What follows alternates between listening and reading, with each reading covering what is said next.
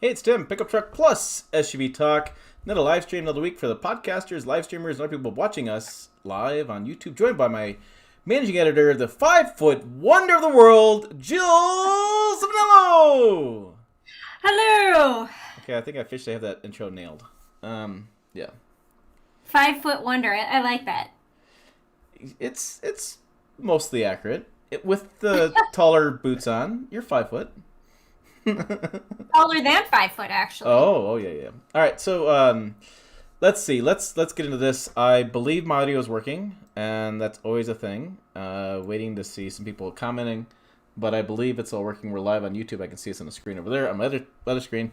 I have to be careful. Last week you weren't here, and I had to do the whole show by myself, which was a thing. And I tended to look at this other computer quite a bit, and people said my mic was terrible, and because I was going in and out. Well, it's not the mic. I was moving my head. So don't move your head. I know. Eyes right here. Yeah. So I was looking something up. We were trying to look up some things. Before we get into the news updates, because that's what we're here to talk about, I wanted to give a Tundra update because that's always a big question. So, Tundra update. What do I know? Yeah. What do you know? I know it's built. I know. I know. Yeah. It's the first question. Did you get a new truck? I know it's built. It's at the factory.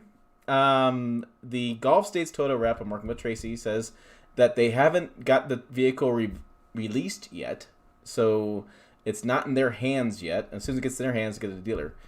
I will tell you, it's been a really frustrating day because the dealers in Houston are getting Tundras delivered, and people are actually getting their trucks right now. And TFL just posted a little TikTok. They have a Tundra right now they're using for their Gold Hitch Awards, I think that's what they do. So I'm a little bit like, damn it. I'd love to be in a plane right now. But it'll all work out. I'm hearing that the soonest would be next week is kind of what people are saying right now. But nobody knows. And after using that build and price tool, which I put a video out a couple days ago, I really don't know what's on the truck. that damn tool was so confusing, and I know it's done by zip code. I screwed up two things in that video. I didn't make a bigger deal about how zip code makes a difference because distributors are set in the southeast of the United States and the Gulf states, which is kind of Louisiana, Texas. In Nebraska, my packages are different than what you see in Texas. Do you know the story, I don't know that I Jill? knew that. You don't? Okay, so I wrote this story I wrote a story a couple years ago because it was confusing to me. So what I was running Tundra headquarters at the time, which was at tundraheadquarters.com, and people were sending me photos of two-tone color Tundras. So they'd like have white along the top and like brown along the bottom and different two tones. And then they were saying, well, Toyota does spray and bed liners. And for years, Toyota did not do spray and bed liners. So I was like, well, this is weird. But people said, I went to my dealer, had a two-tone truck, and I had spray and bed liner. And I was like, well, this is odd. And so I started to look into it. And what had happened was when Toyota started importing cars from Japan back in the 70s, I think it was, 60s, 70s, something in that range, they didn't want to set up a bunch of dealerships on their own. So they created these distributor groups. And these distributor groups actually worked with the dealers. That's how they grew their business. And so you used to have distributors, I guess they used several distributors across the country. And then Toyota eventually bought them out and made their own corporate stores out of these things. But now you have distributors. You have the two that are left. The Southeast, which is, I believe it's Florida, Georgia. I don't think it's the Carolinas. It's kind of that region. And then you have the Gulf States, which is Louisiana, Mississippi. I think in Mississippi and Texas. And so what those what those distributors do is they get vehicles from Toyota, and then they take them to a warehouse, and then they outfit them the way they want to outfit them, and then they put them out to their dealers. And so it's this additional step in the process. And so, like for example, in the video I talked about I wanted to put running boards in the truck because I didn't realize I didn't ask them for running boards. And so one of the running boards I wanted was it's a cast aluminum. They make these chrome ones that have a little bit of plastic that goes on top of the step you want to get into. And those suck. They wear out. The plastic comes up. I've seen them get destroyed. And I don't want chrome running boards. They always look a little nasty. They always look a little dirty, whatever. So there's these black cast iron aluminum running boards. So I was like, perfect. It's cast iron to black. It looks like they have a really good grip. And that's the other thing I have a problem with running boards in this area and you do too, snow on your boots, stuff like that. You don't want a slick running board, you know. Well, Yeah. I found out that from Gulf States Toyota that they're not going to offer that accessory. They're not going to carry it. And so they're going to carry something different. But because they have to order that from Toyota, I probably won't be able to get running boards on my truck when I pick it up. They told me it's much better if I drive it home and put running boards on it because of the timing delay. It'd be another week delay in there by the time I get my truck.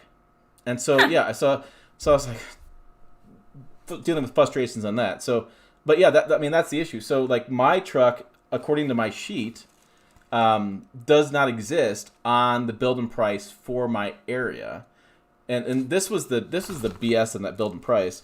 Excuse me, my language. The limited premium package. That's horrible language. Right. The limited premium package does not exist on Toyota's build and price for my area. The power package does the off-road package exists, but I couldn't do. I think it was something weird. I couldn't do like the JBL 12-speaker premium audio system, I think it was, or something like that, with my color interior. So I have a bolder interior, which is a light tan interior, which is I don't care, it's fine. But I could only do black with that on the build and price. And then there was another thing. I think one of the TRD off-road packages I couldn't do because of my interior. And I was like, what? Why would the locking rear differential be factored into my interior color, right? Why would the 20-inch tires? It made no sense. And I believe the power tilt slide panoramic roof with power sunshade, I believe that package was part of another package or something. It was all weird. That video, I got up in the morning, it was live. I wanted to do a video right away because I was playing around with it. I was drinking coffee, so I probably should have waited and woke up some more. And so you had at least a cup, yeah? Yeah, so I mean, I'm playing around, and I screwed up. Army green is a color on there, and I was talking about it on my build and price tool. Interesting about the green. I really like the green in the website. Well, I didn't look over and see it was Army green. I've driven a ton of Army green trucks, guys. I know that Toyota has Army green, but the color of the Army green on the Toyota website is different. It's like a lighter green because of the way the color. I mean, it was fascinating. So. Yeah, I had a lot of problems with that, and then this is something that kind of drove me nuts. Two other things drove me nuts. Number one, they had 5 different TRD off-road packages. They were all different prices, but the name was all the same, except for the panoramic view monitor (PVM) was a little bit different than some of those in titles, and so the panoramic view monitor is extra. And I'm like, well, you have this big 14-inch screen, and I'm like, I think most companies, and Jill and I are gonna have to probably do some research on this. I thought that. The bird's eye view, right, on the screen, that's the panoramic view monitor, so you can see everything around you. It's really handy with a full-size truck. I mean, trucks have gotten bigger and taller, and it's handy. And it's also handy if your sister-in-law, like is mine, and she likes to argue about while you're parking, look at the screen and go, no, boo-boo, I'm parking just fine. See, it's great on that.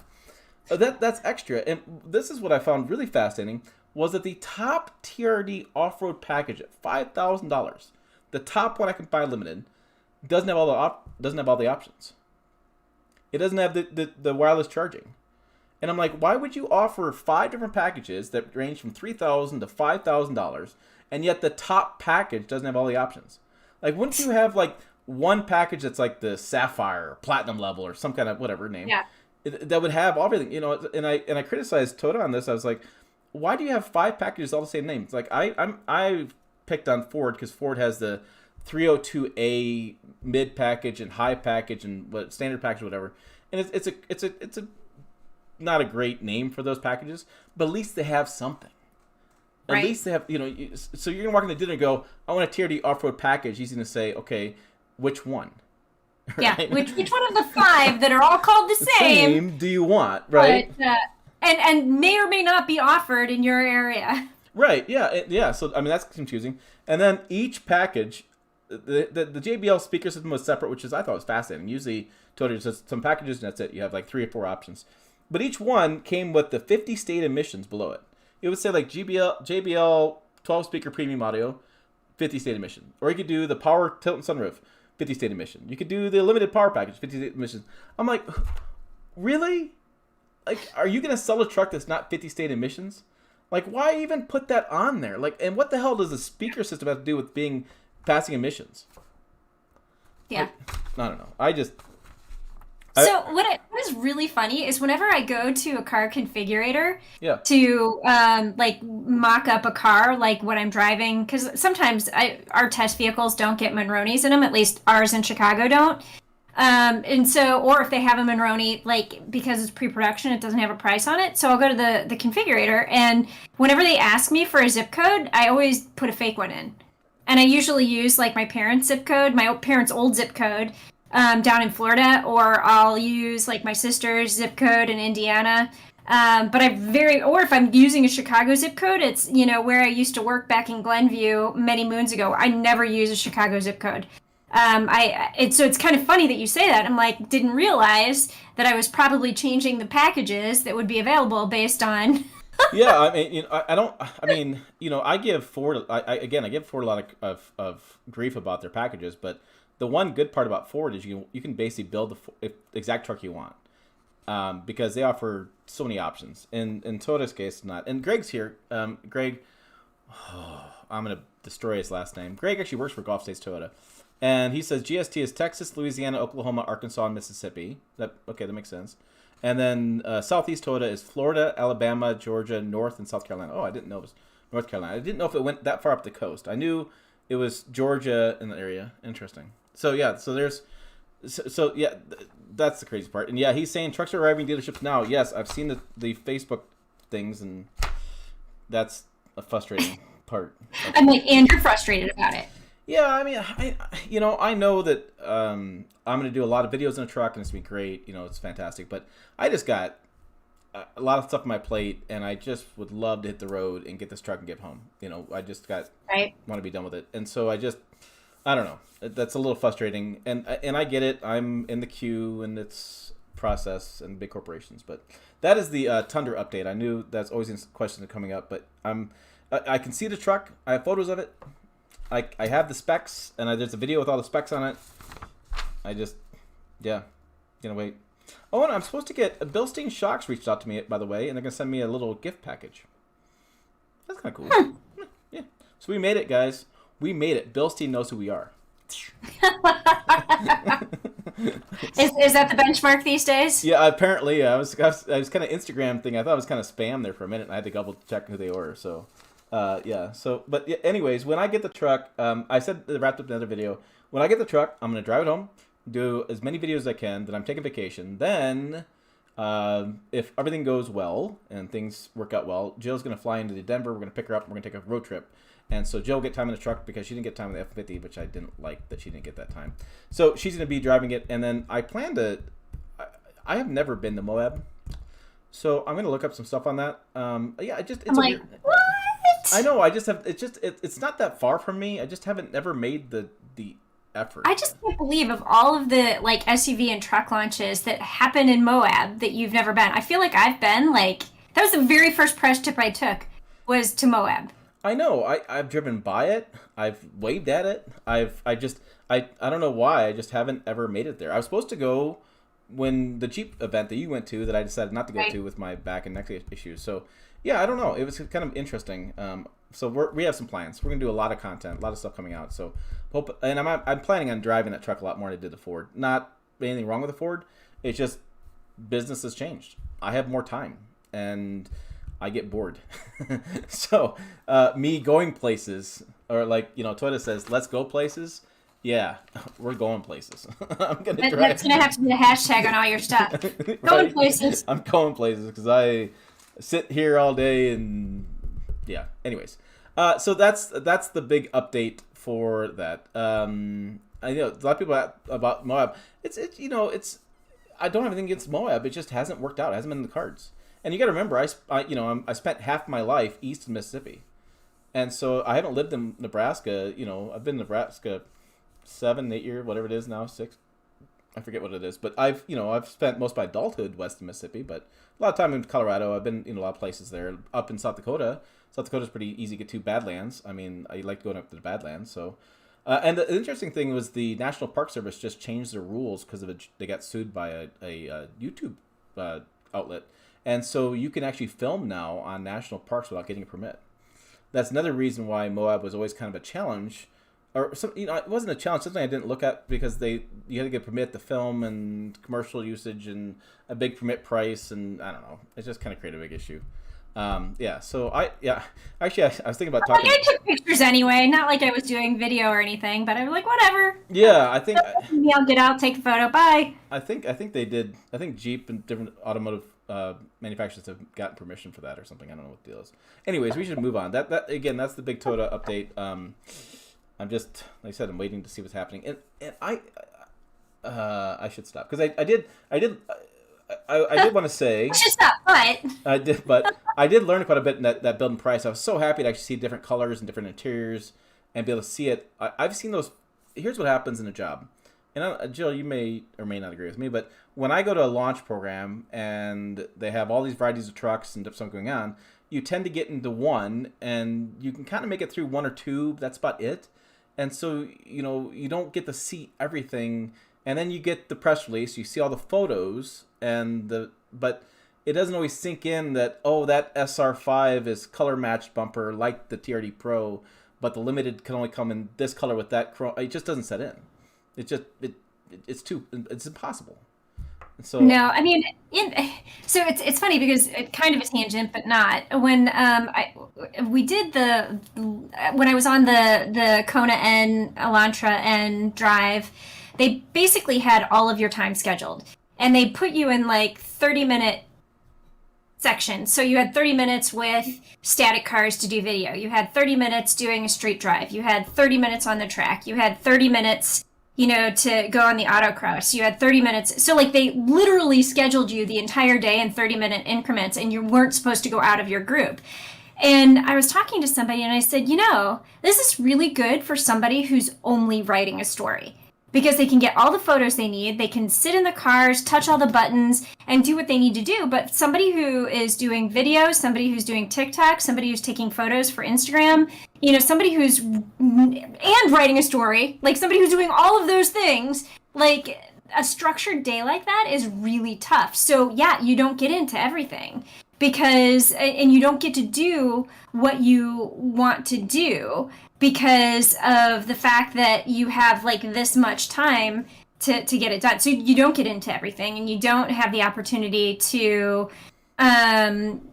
see all the nuances and differences because you're shoved through from one thing to the next to the next. And even when you're at an open program, like Toyota usually does an open program where they'll have a hub, and then you go and you drive a loop and you come back, and then you can take out another car and come back. Even so, that somebody else is waiting for the car that you are driving.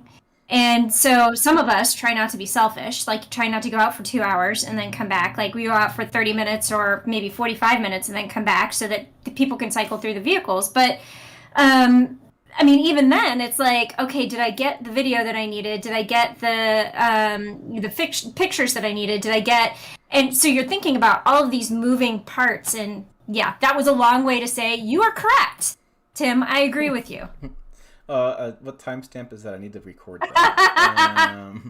4:17 Chicago time. I know, December 2nd.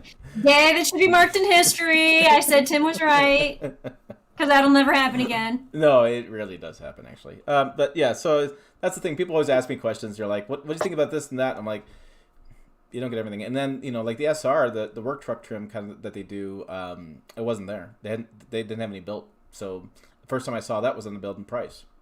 So yeah. One of those things. All right, we should move along from Toyota. We'll probably get back to some point. We had I'm looking at the topic. So we had the Ford Maverick. I keep checking myself every time I say that. Is sold out. And here's the thing. I'm gonna give a little backstory. Jill saw this story and she went with it, and we wrote it up. And then you published it, and you got some comments. But let's start with the story first and what we know about the hybrid Ford Maverick. So basically, Ford had a finite amount of vehicles they were going to build this year. They anticipated that they would be sold out of those vehicles in November sometime, and that happened. So they stopped ordering the hybrid. So if you wanted a hybrid Maverick, you're going to have to wait to the 2023 model year. So they are at capacity for the 2022 model year in terms of Ford Maverick hybrids. So, the story that I wrote, and because we'd seen, so basically where we got this story from was one of the Maverick chat forums, where a dealer pointed out, he's like, I can no longer order these, hybrid trucks. Is it because of hybrid parts? Is it because of this? Like the dealer, I mean, maybe, well, the dealer didn't know. The deal, and I don't know whose fault or problem that is, but the dealer didn't know why he couldn't order the Maverick anymore and at the hybrid version. And so I took the story and I was like, okay, I'm going to get the story written. I'm going to say that I've reached out to Ford for comment. But because it's a relatively new post, I didn't want to sit on it, so I pushed it out. And finally got a comment back from Ford who said, yep, nope, you can't order them anymore. And we haven't halted production. They're still being produced, but we just fulfilled all of the orders that we could handle for the 2022 model year. And so it's really funny because the headline for my story was "No Maverick Hybrid for You," and I figured that was one of those Seinfeld references that probably everybody's gonna get. No soup for you, even if you've never watched an episode. Which, by the way, like I think that's the only episode I ever watched. And Saturday Night Live skits. Come on. So that was my headline, and most of the people. So I think this was posted in some forums. Most of the people saw the headline, and I have no idea what they were saying because I didn't post on the forums. Our cohort Jimmy did, but he said that they were bashing on our website, bashing on me because I don't know what I'm talking about. I'm like, I do know what I'm talking about. If you would read the story. I hate people who comment without reading the story. Right. So we had quite the exciting time there. Probably I was reading through some of the comments. The story. And the comments on our website too. There were people just losing their minds over that.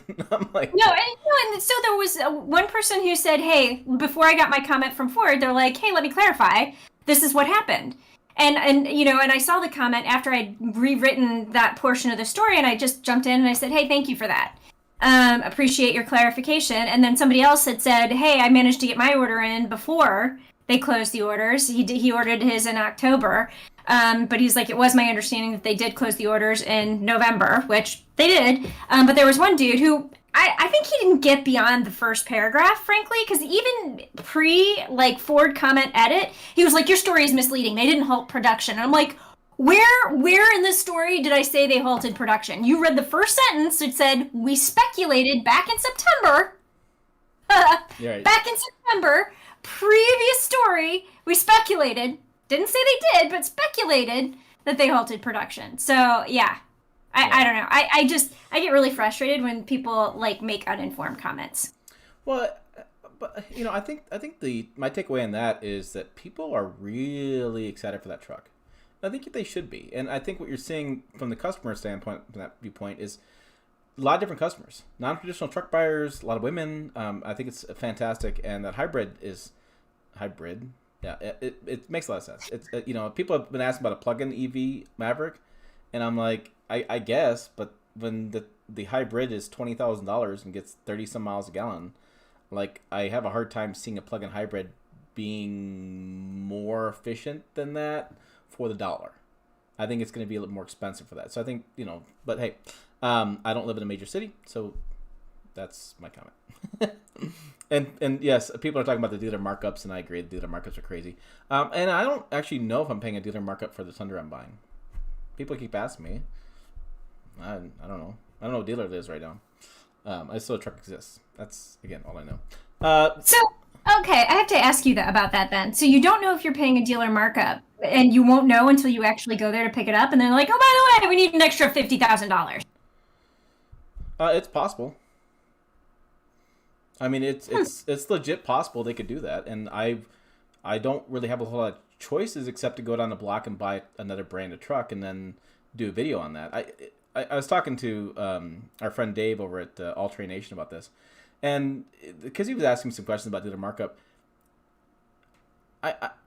my opinion on it is that since Gulf States Toyota is going to select the dealer for me, because they want to make that's what they're doing, which I'm fine with. Because they want to make sure you have a good experience, right. Maybe? Well, and that's I guess what I was saying with that is if I go to the Gulf States Toyota selected dealer and I pick up my truck that the chief engineer helped me get through production, And the top PR people at Toyota, like our Michael Kroll, the head of people, I'm name dropping here, I don't mean name drop, but the top guys here help me get. And if I go to that dealer and a dealer decides to charge me an obscene amount of money, to me that's a black eye for Toyota, because guess what I'm doing?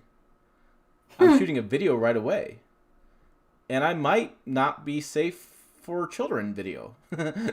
So, you know what I mean? I mean, because all this time, and I could have, because I really want a full-size truck. I got some projects around the house that I want to get done. There's some projects in the basement I need to get finished. I need the bed length to haul in some trim work. I just want to keep things going, and I hate relying on press vehicles for that, because I never know what I'm going to get, and I don't always want to load wood in pressed vehicles because it sometimes nicks the interior up.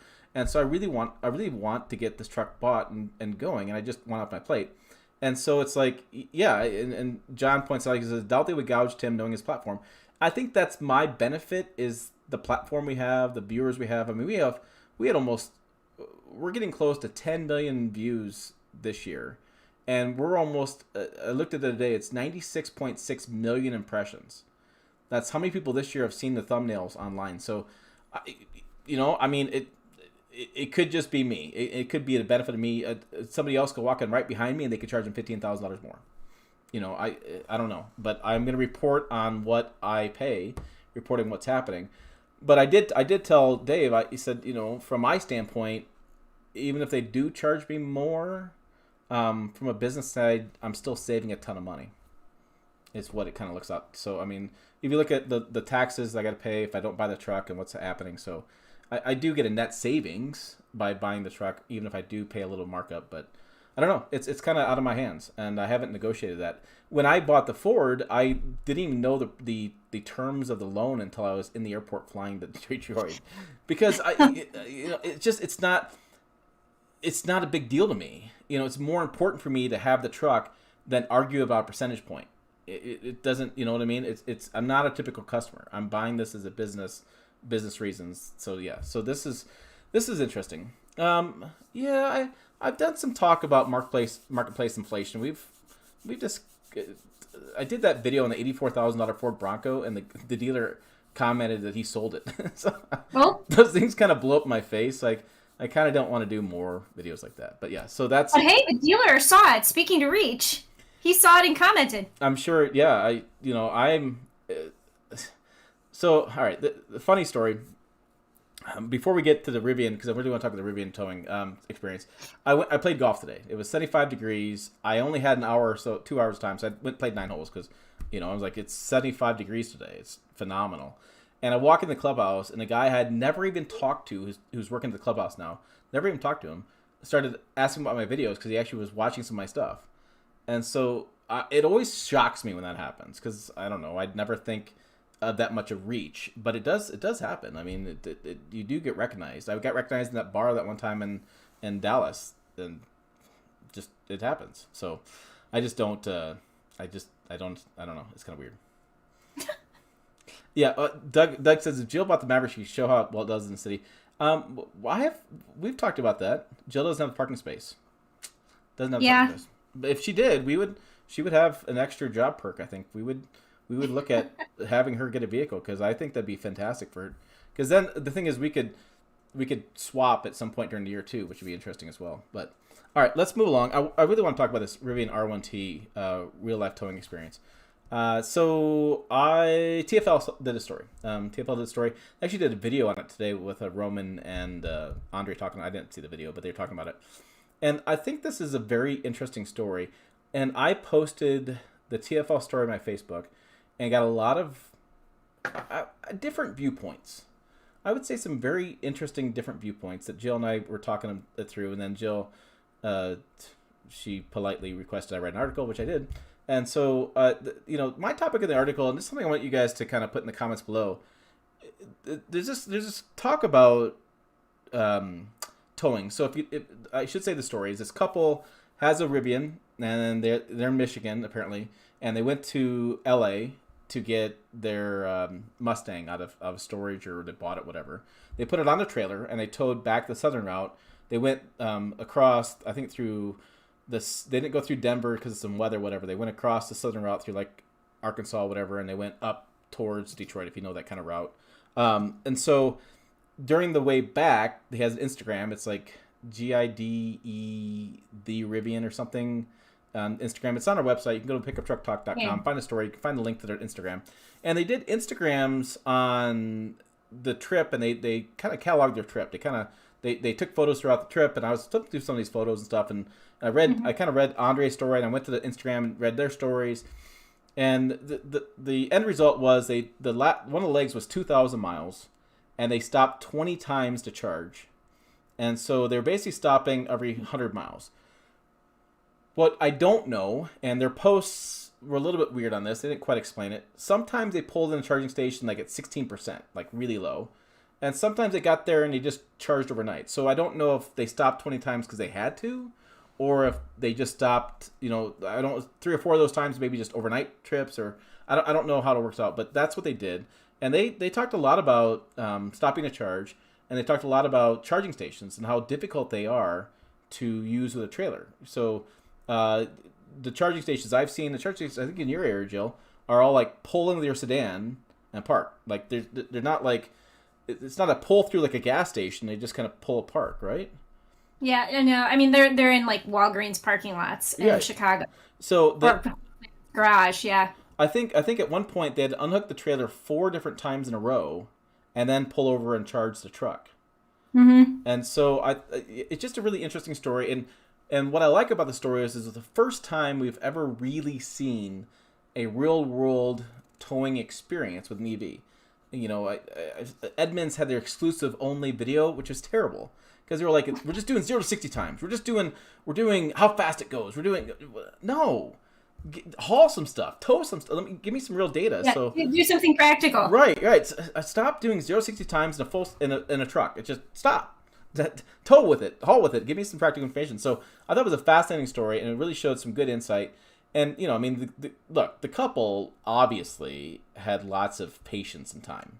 And time. I was gonna say in time because they were like to get up to like 80% or whatever it is. Because like you're never, when you go to one of those stations, unless you're charging overnight, you're never gonna get to 100% because the charge starts to trickle once you get over 80%. Right. So most of the time you're charging from like, you want to keep it between 20 and 80%. So I anticipate they were getting to about 20 and then they would charge and then they would charge it up to 80. And they were, from what I read, because I scrolled through as well, they were, it would take them about an hour to charge. So literally they're driving an hour and a half, charging for an hour, driving for an hour and a half, charging, for an hour. I'm like, you like take a pencil and like poke it in my eyeballs. Like that is my, like, when I go to Indianapolis and on a good day without traffic, it takes me 3 hours.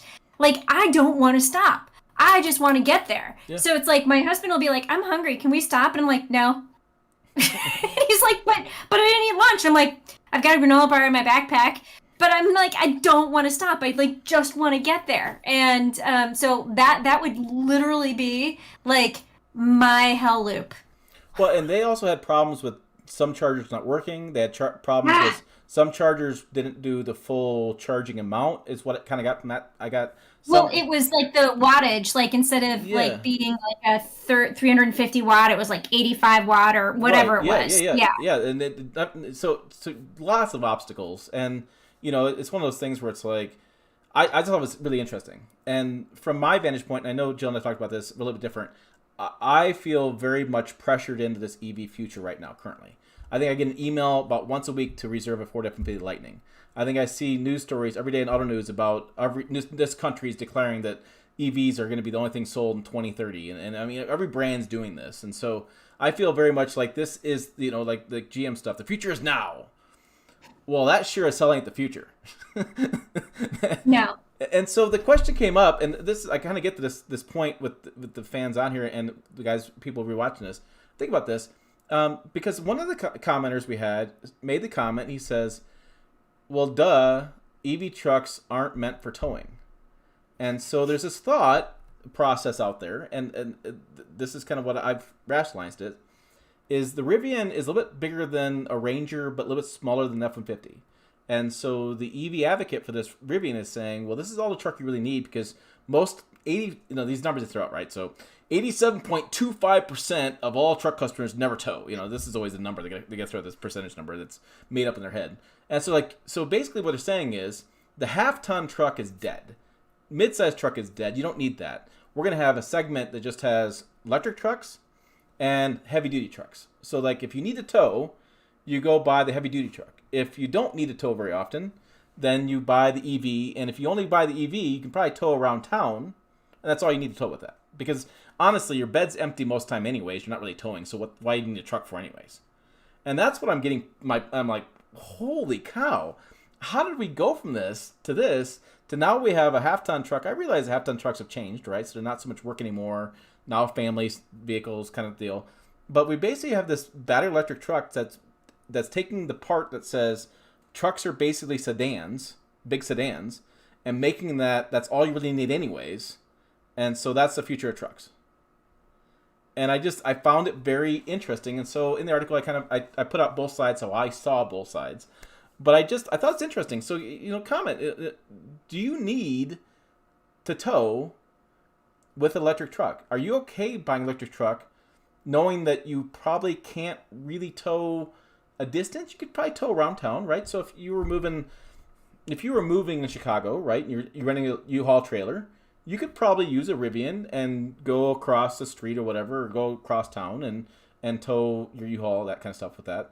But once you get out of the city, you can't really that well without having, I'm going to say this kind of, without being independently wealthy with all the time in the world, right? Right. Like this guy, I'm like this guy's independently wealthy, or he's got some sort of, maybe my job, he takes time off whenever he wants to, makes part of his job, whatever the deal is, works remotely, I should say more accurately, works remotely or something, because I was like, this doesn't make any sense. But I just who has time to charge an hour and a half, an hour charging, an hour and a half, an hour charging? Yeah, so I mean that was a question. I thought it was interesting. So the idea is that from what I understand, is that, and this was not, and Elliot says Autowriter. This is not an Autowriter. This is some that you can, Elliot's fan Facebook, but you can check out it was some EB advocates who weren't journalists, but this is the thought process, and the thought process is out there as well. And I know other journalists think this way too, but the thought process is that we're going to have two classes of trucks in the future. It'll be a battery electric truck for all your jobs you need to do that you're, because 87.25% of you guys aren't doing any towing, and we'll have HD trucks. Well, and I didn't read every comment on your post, but that wasn't necessarily my takeaway. I mean, what I got from that is, yeah, most people don't need to tow, and if you're going to tow, why wouldn't you just rent a truck?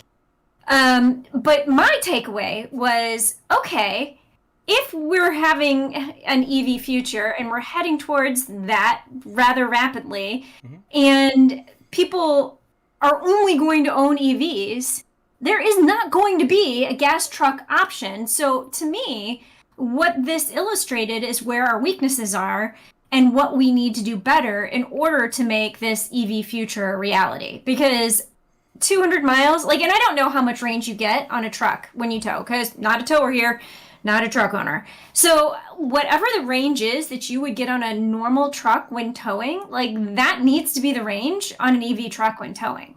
And that's when you hit the tipping point of, I'm going to adopt an EV lifestyle. And I mean, it's the same thing with a car, frankly. If I can't drive from Chicago to Indianapolis in the middle of a snowstorm in an EV without having to charge in Lafayette, to me, that's a non-starter. Yeah. So maybe this refers to website. We ran a story on trucks and tank sizes. So check the website out for that, because it's interesting. GM has the smallest tank sizes, by the way, FYI, in half tons, which I thought was phenomenal.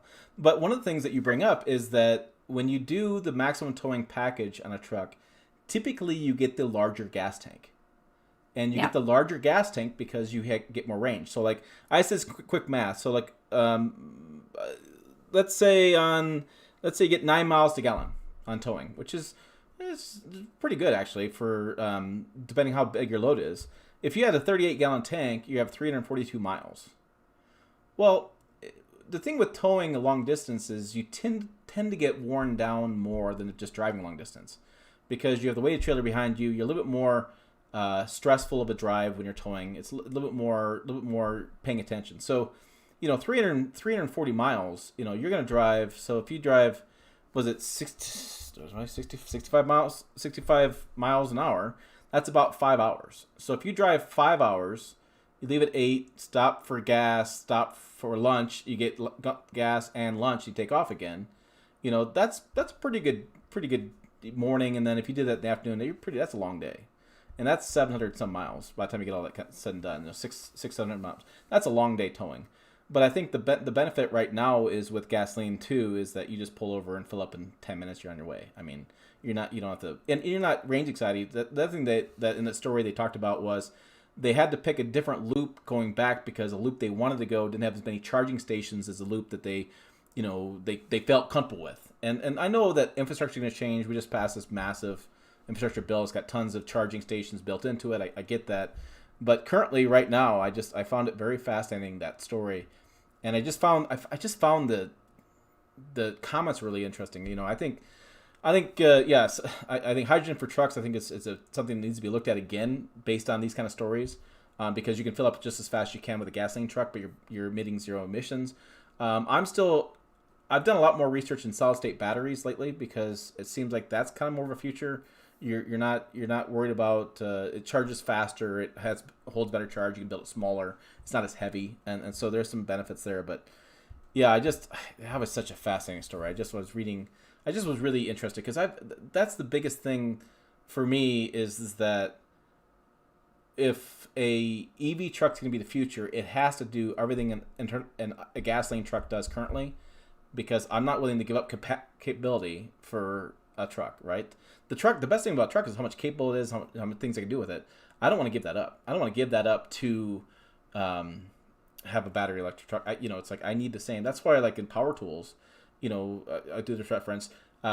Most guys are going batteries with power tools on smaller handheld power tools because they have done the same job or better than a wired-in drill, right? So my DeWalt lithium-ion 14-volt drill does a better job than the corded one. I should say better job now, it's more powerful, but also similar job. So that was an easy replacement, right? And that's what needs to happen with battery electric trucks. Need to be an easy replacement for a gasoline truck. I don't want to give up anything, but that's just me. I want everything. So yeah, I just found it interesting. The other story that came out that's also, again, it's EV News Day. New Nissan truck. Nissan did a event on Sunday night. Yeah, I was watching it Sunday night, called Nissan Next. I was watching this thing and it was difficult to watch. And it's not Nissan's fault, and I understand it's not Nissan's fault.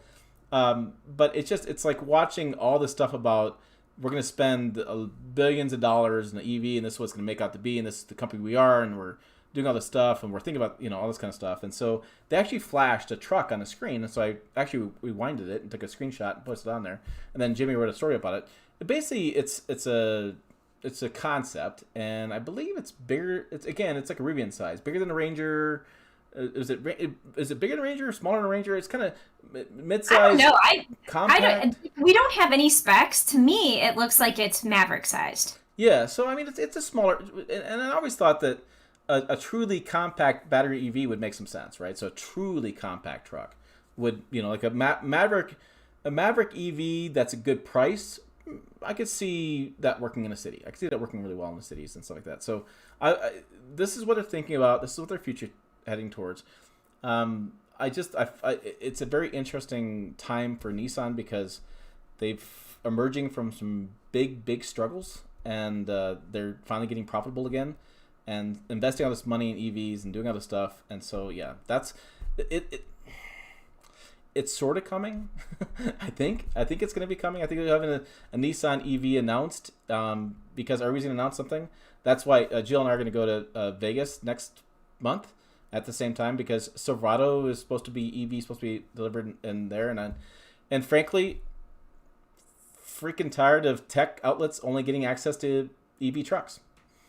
I'm sick of it. I'm absolutely sick of it that Automakers have basically chosen their group of people to put this towards, and I'm not part of that group because I understand it, right? But if you can't convince me, then how the hell are you going to convince most of the buying public? That's a fair point. Because here's the thing. The reason why I wouldn't invite you is because you bash EVs. Now, they should invite me because I'm a little bit more open-minded. But you, however, you keep bashing EVs, but you're right. How are they going to convince the mass population to convert to an EV truck like a Ford F-150 Lightning, which, that's going to be as mainstream as you can get? How are you going to be able to convince somebody if you're not won over? Yeah, and that's why I've said it a few times. And do I bash them? Yes. Do I have problems? Yeah, because I haven't seen an EV truck yet. The Rivian's close. The Rivian is close. I haven't seen an EV truck yet that I get really excited about. Dan is here at Gears and Gadgets. He gave us a nice $5. Thanks for that super chat. He did pull the trigger on his 2021 F-150. I've been watching his videos. Check it out over there. He's got a new F-150 that he waited on quite a time period, and he's had some interesting things happen with that truck. It's kind of interesting. We did a story on it where Blue Cruise was delayed for some models, but not other models, and basically it was the most confusing damn announcement ever. Like, if you have Blue Cruise in your Ford, you're fine. If you were anticipating that Blue Cruise would come out in the next month or so, you were not fine, because then they delayed it till the first quarter, which is always, hey, we got 3 months here, we'll just delay it. So it was confusing, and Dan had a really good video on that, so it just was interesting. It's been fun watching that stuff. I don't tend to watch a lot on YouTube. People are surprised by that. I just don't always find it interesting to watch other people's reviews. I don't. This is interesting. I have the Infiniti QX60, I did a Facebook, and I think I did an Instagram post on this on the Pickup Truck Talk Instagram. I'm like, holy cow, this thing is miles better than Infiniti's ever built. Like, if you think I'm skeptical of EVs, you should see my early reviews in Infiniti. I mean, the stuff they were putting out was just plain garbage. And this thing is miles better. And Elliot brought up a point. He said, I can't remember the word. It's feedback on the button when you push the button. When you push that button, it gives you feedback, and you can feel it. It's like in your finger. It's really an interesting experience.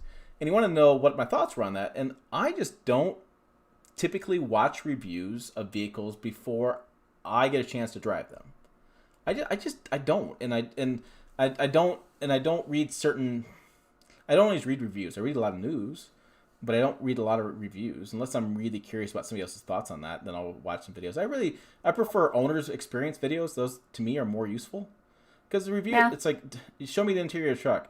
Well, guess what? I just had the truck last week. I saw the same thing. So this is interesting. So do you do this, Jill? Do you say the same thing? Do you actively watch other vehicles, or do you? I don't read people's reviews or watch people's videos, more because I don't want to be influenced by somebody else's style. And it's not, it's I don't know, maybe kind of a selfish thing, but I'm me, and I want to develop my own style without being influenced by anybody else. And I will occasionally watch somebody's stuff. I absolutely watch, our stuff and, your stuff, but for the most part, I don't want to know what other people think, because I don't want that to sway what I'm thinking. And I don't want to see somebody else's words or writing style or video style, because I don't want to accidentally bring that into my stuff, if that makes sense.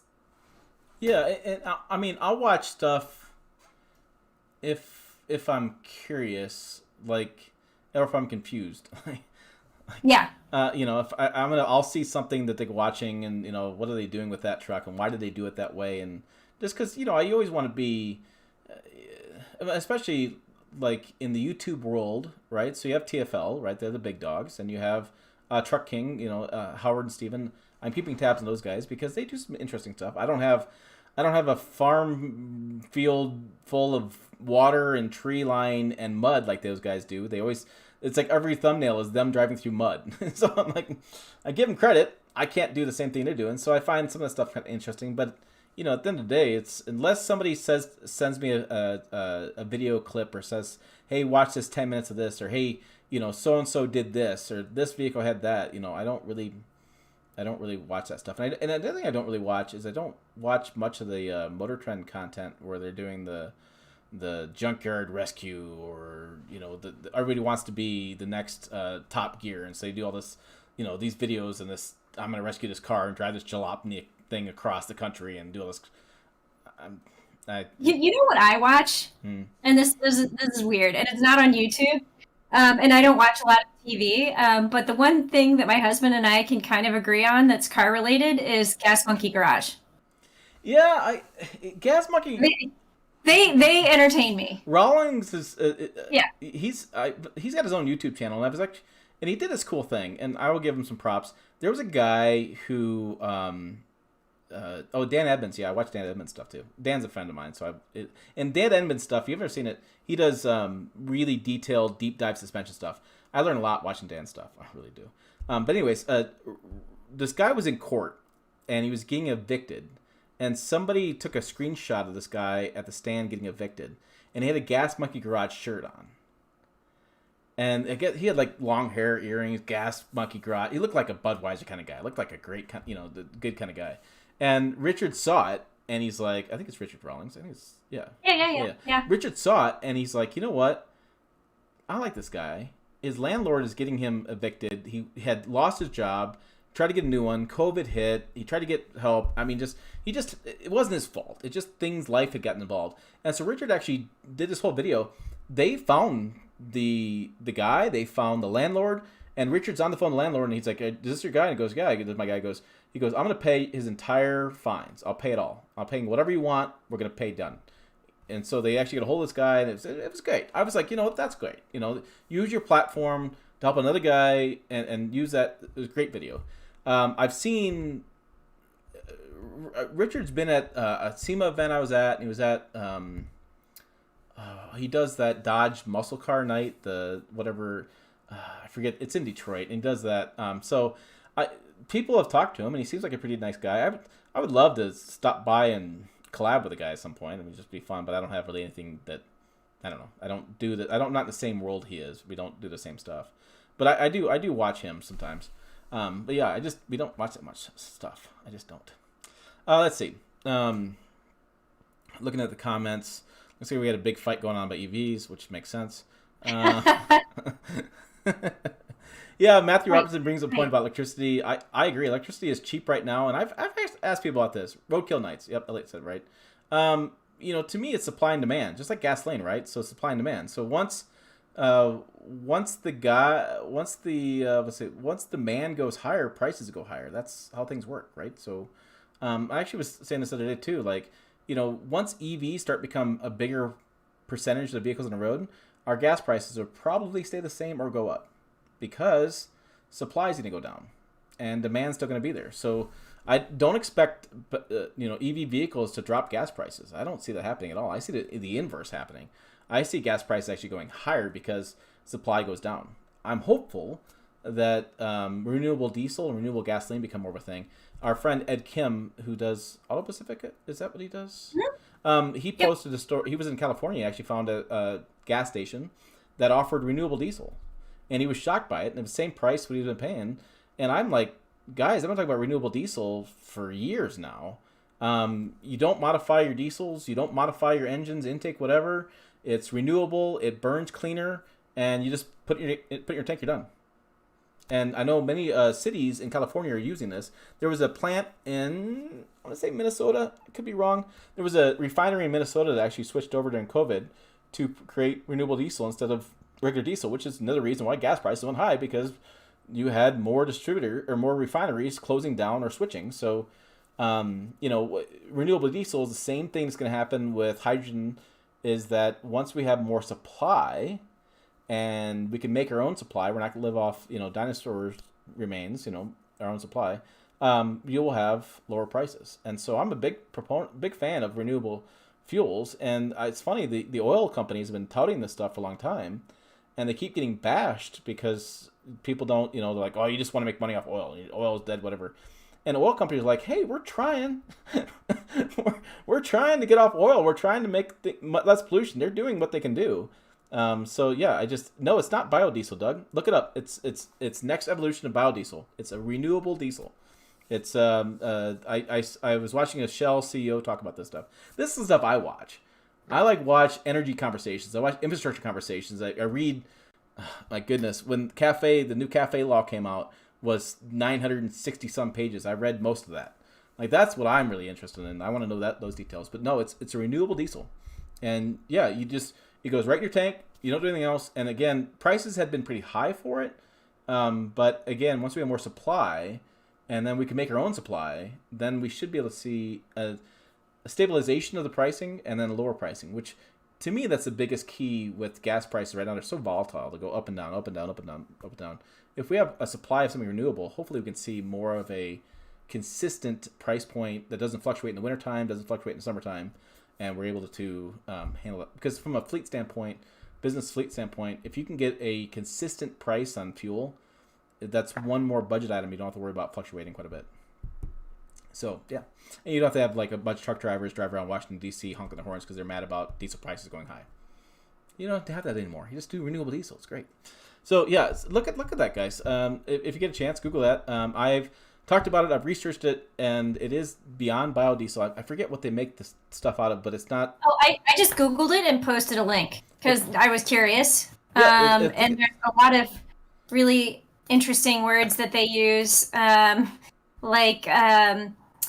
thermochemical technologies and monocyl ester and transesterification. I don't know. So but I posted the link if you want to have some interesting reading on renewable hydrocarbon biofuels, and it's from the U.S. Department of Energy. Is the link. Yeah, there's been biodiesel for years, which was built like an algae situation, and then this is a new kind of. It's still a bio. It's still a bio thing. I should have said it more accurately, but yeah, it's something different. It's a true renewable diesel. So yeah, and John's saying they have stations with renewable diesel all over in Minnesota. I think it is diesel. Oh, the link didn't show up in the chat. They said. So she's working on that. Technical issue. I don't know how to make it show up then. Technical issue on her part, not my part. I pasted it in.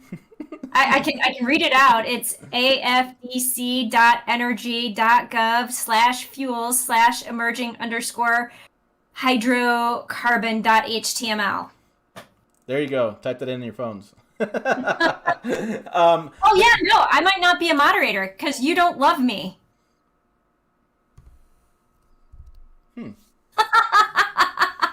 2 seconds. There you go. That solves it. You because you commented. So hold on. Let me find it. There you are. I don't know why you're not on. Hide user on this channel. Let's see. Should I click that button?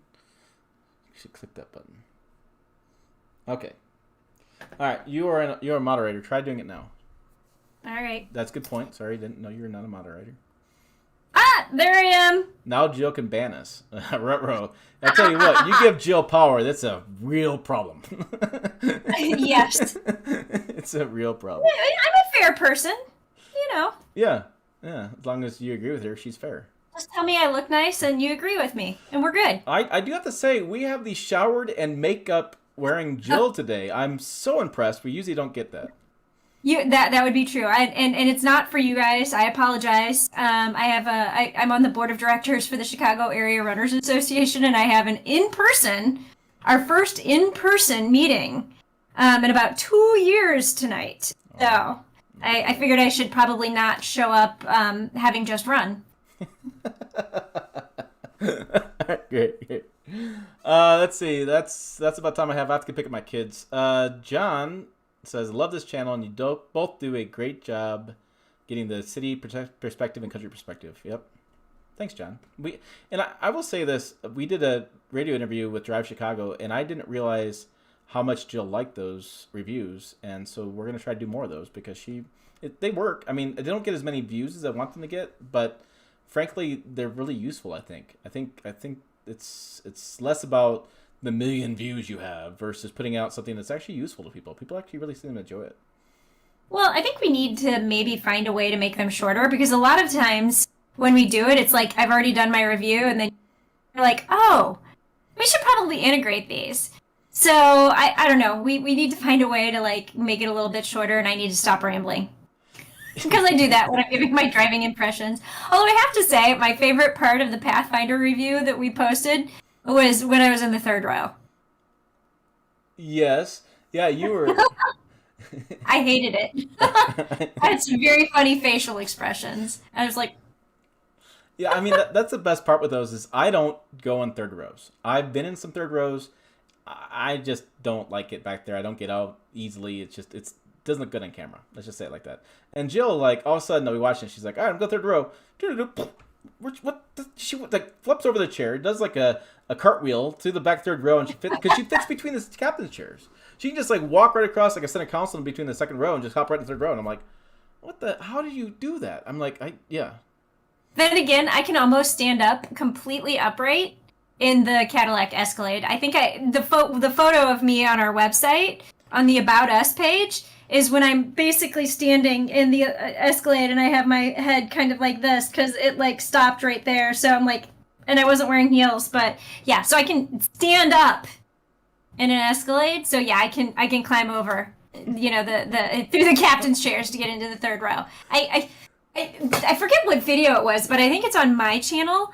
I was doing a review. It might have been of the Chrysler Pacifica. It was a minivan, and I wanted to talk about cargo space. And I like looked at the camera and I like flipped over, like just literally hauled myself over the third row and then stood in the trunk to do like my bit on the cargo volume. And I was just like, maybe I shouldn't have done that. But I was like, oh well. And then in the blooper part of it, because I do bloopers on the back of my videos because I do a lot of stupid stuff.